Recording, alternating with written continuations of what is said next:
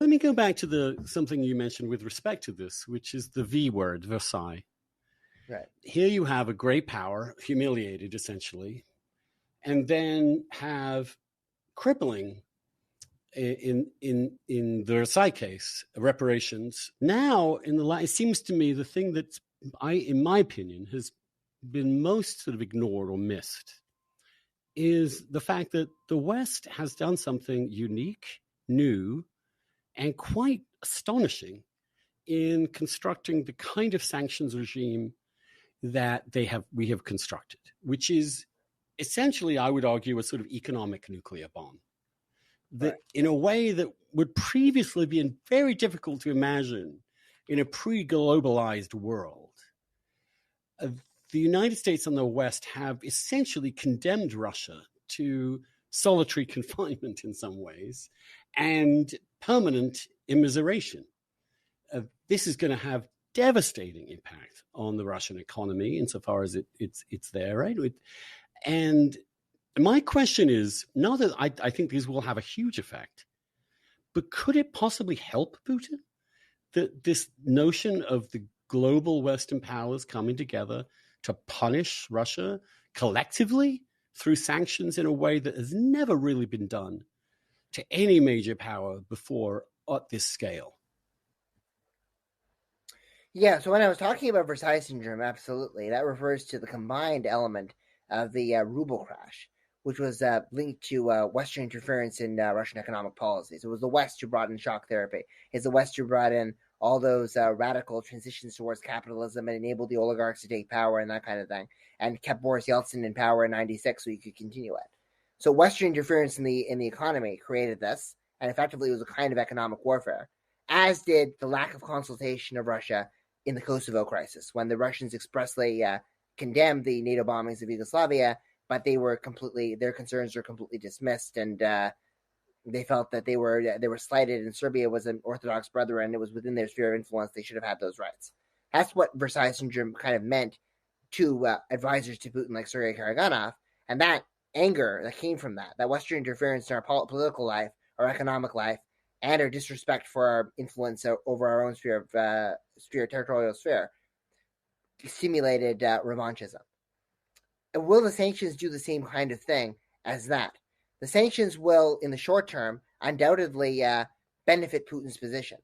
I think that Putin has been able to successfully frame it to the domestic audience that this is a form of economic warfare that's being waged by the West, and it's part of a hybrid threat, really. So NATO and the West are advancing the security sphere on our borders, trying to dismember us, and now they're trying to destroy our economy in the process. But we as Russians are resilient. We remember the Great Patriotic War, all those World War II references again, and we stand strong. Whereas the people in the West are kind of crying about rising gas prices or rising food prices, and they're not able to stomach this kind of moment of crisis. We have the strength and we have the resilience and we have the endurance to get through. And that for a while will keep Putin in check and keep him strong. Putin is also making some clever economic reforms, at least not necessarily good for the Russian economy, but clever for his own short-term position, which would be increasing benefits, increasing pensions, finding a way around this kind of sovereign debt through bonds to prevent imminent default, and also basically nationalizing or threatening to seize the assets of some Western companies to try to kind of create this that we're fighting back kind of notion in terms of counter-sanctions. And that will help him too in the short term.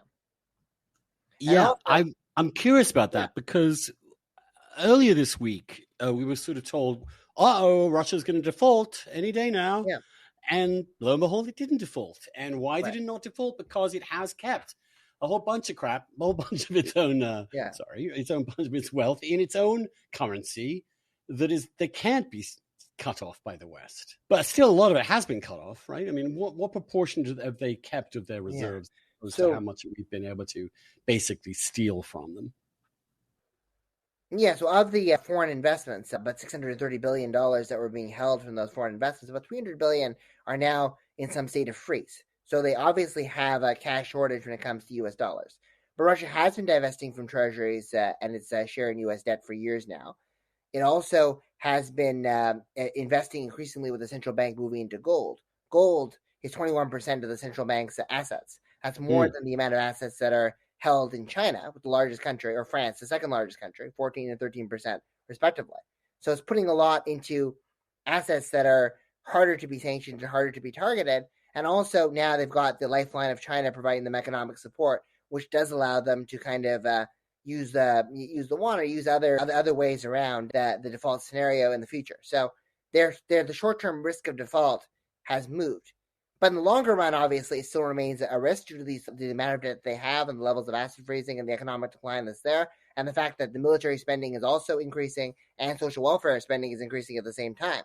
And that confluence, right? Excessive military spending, excessive welfare spending, lack of investment and lack of revenue coming in, as well as the general impact of sanctions on unemployment inside Russia could lead to much larger scale protests like we saw in 2018 over pensions, but something much bigger than that. And that's the long-term risk to Putin's position. So he's gotten a strong patriotic rally over this economic warfare narrative. He made some right decisions to keep his power base in the short term, but in the long run, he may be finding himself in quite a bad situation.